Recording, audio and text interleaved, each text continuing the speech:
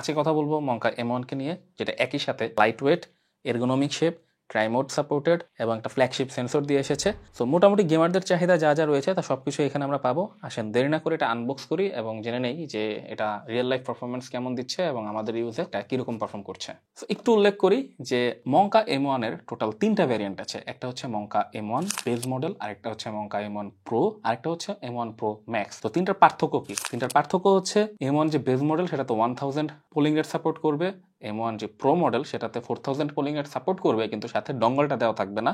M1 pro max 4000 polling rate support তো করবেই, সাথে ডঙ্গলটাও বক্সে ইনক্লুডেড থাকবে। সো আলটিমেটলি আপনি যদি M1 প্রোটা নেন, আপনি ফিউচারে ডঙ্গেল নিয়ে এটাকে ম্যাক্সে আপগ্রেড করতে পারবেন। আই মিন আপনি চাইলেই তার যে ডঙ্গেলটা নিলে এটা 4000 হার্জ ইউজ করতে পারবেন, বাট বেস মডেল নিলে আপনি 4000 হার্জ সাপোর্টটা কোনোভাবেই পাবেন না। সো এটা আনবক্সিং নিয়ে ফ্যান্সি কিছু বলার নাই। বেসিক্যালি মাউসটা পাওয়া যাবে, এই কেবল পাওয়া যাবে, কিছু পেপার ওয়ার্কস, আর এই পেপার ওয়ার্কসের কেবলটা এই আলাদা আরেকটা বক্স কম্পার্টমেন্টে আসে। সো এটার আনবক্সিংটা খুবই সিম্পল, আর এটার মধ্যে একটা এক্সটেন্ডার দেওয়া আছে সো দ্যাট আপনি যদি আপনার সিপিউটা যদি দূরে হয় বা কেসিংটা যদি দূরে হয়, আপনি কেবলটা দিয়ে এই রিসিভারটা এক্সটেন্ড করে লাগাইতে পারবেন সো দ্যাট আপনার এটা মানে মাউসের কাছাকাছি রাখতে পারেন এবং জিটার ফ্রি পারফরমেন্স পান। আমার ইউজ কেসে এটা দরকার হয় নাই, বাট এটা অনেকেরই কাজে আসতে পারে। বেসিক্যালি আমার কাছে দুইটা কালারের মাউসই রয়েছে, একটা M1 প্রো, একটা M1 বেস মডেল। আমরা বেস মডেলটাকেই রেফারেন্স ধরে আজকে কথা বলবো। বেস মডেল থেকে যেহেতু অন্যগুলোর ডিফারেন্স জাস্ট হচ্ছে পোলিং রেটে, সুতরাং আমাদের আলাদাভাবে সবগুলো মাউস নিয়ে কথা বলার কোনো দরকার নাই। আমরা একটা মডেল নিয়ে কথা বলবো এবং ওইটার আদলে আপনারা বুঝতে পারবেন যে বাকি ভেরিয়েন্টগুলো আসলে কেমন পারফর্ম করবে। আমি যে ব্যাপারটা নিয়ে খুবই কনফিউজড ছিলাম সেটা হচ্ছে যে আপনার এই মঙ্কার এই যে মাউসের প্যাকেটটা, হ্যাঁ, প্যাকেজিংয়ের উপরে এটার প্রত্যেকটার প্যাকেজই এমনভাবে করা আপনি বুঝতেই পারবেন না যে কোনটার ভিতরে ব্ল্যাক কালার আছে, কোনটার ভিতরে প্রো আছে, কোনটার ভিতরে প্রো ম্যাক্স আছে। এটা কিভাবে বোঝা যাবে এটা আমি বক্স দেখে কোনোভাবেই বুঝতেছিলাম না। এখানে মার্কার দিয়ে তারা লিখে রাখছে যে এটা ব্ল্যাক এডিশন, হ্যাঁ, আর মার্কার দিয়ে আরেকটাতে লিখা যে এটা হচ্ছে প্রো হোয়াইট, প্রোটা হচ্ছে হোয়াইট এডিশন। তো মার্কার দিয়ে এটা তারা ডিনোট করে দিছে, বাট আমার মনে হয় এটা যদি প্যাকেজিং এর মধ্যে প্রিন্টেড থাকতো বা হচ্ছে মানে যেটার ভিতরে যেই কালার আছে সেই কালার ওয়াইজ প্যাকেজিংটা হইতো, এটা দেখতে আরো সুন্দর লাগতো। এখানে যেটা করা হয়েছে বেসিক্যালি সেম প্যাকেজিং এর ভিতরে সবগুলা মাউসকে শিপ করে দেওয়া হয়েছে। যাক, এটা আসলে আমাদের মূল কনসার্ন না, আমাদের মূল কনসার্ন হচ্ছে মাউস ইটসেলফ। তো ইউজুয়ালি এই ধরনের প্যাকেজিং দেখলে একটু কনফিউজিং লাগে, তাই একটু কথা বলে নিলাম আর কি। ডিজাইন নিয়ে ফার্স্টে কথা বলি। এটার লেন্থ 117 মিলিমিটার, এটার এই উইথ হচ্ছে 62 মিলিমিটার এবং এটার হাইট হচ্ছে 39 মিলিমিটার। এটা মাত্র 53 গ্রামসের একটা মাউস, প্লাস মাইনাস 1 গ্রাম হইতে পারে। সো খুবই light weight and below 60 gram mouse এখন একটা এফপিএস গেমারদের জন্য মানে স্ট্যান্ডার্ড হয়ে গেছে। এর উপরে মাউস হলে অনেকেই ইউজ করতে চায় না। তো এটা একটা এরগোনমিক শেপের মাউস এবং এটার উপরের কোটিংটা আমি বলবো যে মোটামুটি বেশ প্রিমিয়াম একটা ফিল দিবে। আচ্ছা, সাইড বাটনের পজিশনিং ঠিকঠাক, সাইড বাটনগুলো বেশ ট্যাকটাইল। টিটিসি গোল্ড হুইল দেওয়া হয়েছে। হুইলটার উপরের ইন্ডিকেটর এলইডি যেটা সেটা 2.4 গিগাহার্টজ মোডে গ্রিন আর ব্লুটুথ মোডে ব্লু এলইডি দিয়ে ইন্ডিকেট করে। একটু খেয়াল করলে নিচের দিকে ডিপিআই বাটন আর মোড সুইচিং বাটন পাবো, প্লাস এখানে একটা হাউজিং দেওয়া আছে যেখানে আমরা এটা ডঙ্গলটা রাখতে পারবো।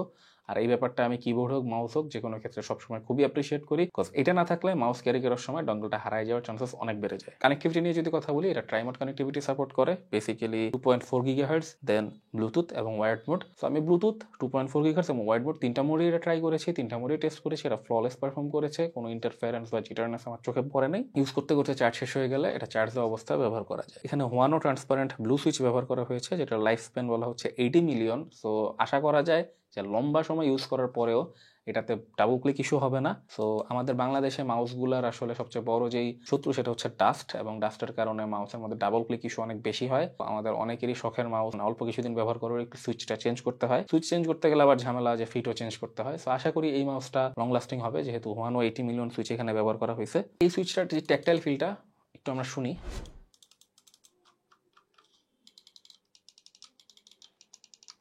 এই সুইচটার যে ট্যাকটাইল ফিল সেটা অনেকেরই ফেভারিট, আমার কাছেও ভালো লাগে। খুবই রেসপন্সিভ একটা সুইচ, ইস্যু ছাড়াই অনেকদিন ব্যবহার করা যাবে। আচ্ছা, এবার একটু সেন্সর নিয়ে কথা বলি। PAW3395 সেন্সর ব্যবহার করা হয়েছে, যেটা আমরা জানি যে একটা ফ্ল্যাগশিপ সেন্সর, এবং এটা নিয়ে আসলে কমপ্লেন করার জায়গা নেই। এখন 3 থেকে 4 হাজার টাকার রেঞ্জে এটা মোটামুটি একটা মেইন স্ট্রিম সেন্সর হয়ে গেছে। সো মোটামুটি এই রেঞ্জের যারা মাউস ব্যবহার করতেছেন তারা 3395 এর সেন্সর ম্যাক্সিমাম ক্ষেত্রে পেয়ে যাচ্ছেন। আমার কাছে বেশ কিছু মাউস আছে যেটার মধ্যে এই সেন্সরটা ব্যবহার হয়েছে, প্লাস এই মাউসটারও আমরা অনেকদিন ব্যবহার করলাম, গেম খেললাম, তো এটার মধ্যে কোনো ইস্যু আমরা এখনো পাই নাই। So performs really flawless. মাউসটা ব্যবহার করে আমরা Valorant, Rainbow Six Siege, Delta Force সবগুলো গেম খেলে দেখেছি। তো গেমগুলো খেলার সময় কোনো স্পিন আউট বা কোনো সেন্সর মিসরিডিং বা ইরেগুলার রিডিং কোনো প্রবলেমই আমরা ফেস করি নাই। আর এটার নিচে যে পিটিএফই ফিটগুলো দেওয়া হয়েছে এগুলার gliding experience was so smooth. Battery backup নিয়ে একটু বলি, এটার মধ্যে 300 মিলি অ্যাম্পিয়ারের ব্যাটারি দেওয়া হয়েছে আর নর্ডিক চিপসেট ব্যবহার করা হয়েছে। সো নর্ডিক চিপসেটগুলো ইউজ করার কারণে অলওয়েজ দাবি করা হয় যে এগুলা অনেক ব্যাটারি এফিশিয়েন্ট। এটা আসলে কতক্ষণ অ্যাকচুয়ালি ব্যাকআপ দিবে এটা আমরা টেস্ট করি নাই, বাট মডারেট ইউজ করলে আপনি 1 উইকের বেশি ব্যাকআপ পাবেন। সো চার্জ দেওয়া নিয়ে খুব একটা ঝামেলা নেই। আর যেহেতু চার্জ দেওয়া অবস্থায় ইউজ করা যায় এবং কেবলটাও খুব লাইট ওয়েট, আপনি এটা চার্জ দেওয়া অবস্থায় ইউজ করতে পারবেন। সো এখানে আমার কোনো অভিযোগ নেই।